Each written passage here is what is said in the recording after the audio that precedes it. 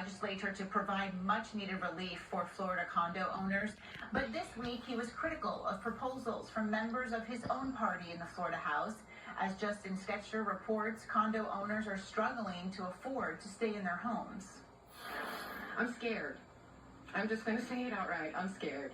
Georgie Pratt has owned her one-bedroom condo in Winter Park Woods in northern Orange County since 2006. My mortgage is a percentage of what these fees are. My mortgage is about $300 a month, and my fees are now $2,100.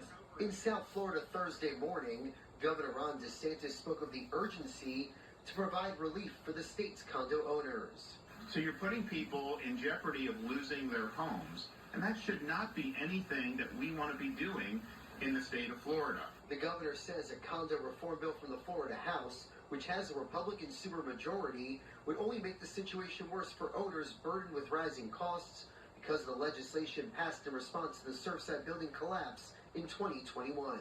The House's condo bill seems to be something that favors developers and puts the interests of developers over the interests of Florida residents. That is unacceptable.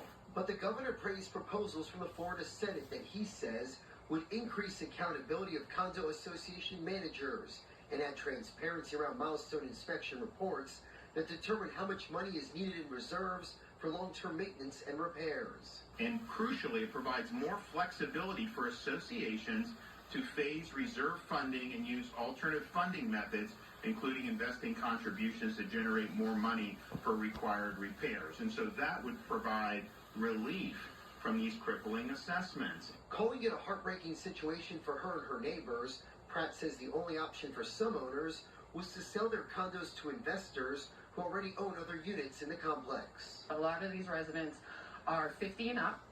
They've been here for 20 plus years. They've lost spouses while they've been living here. They lived here through COVID. And now they have to leave and spending all of their retirement savings just to try to pay their fees. Justin Schecker, WPBF 25 News.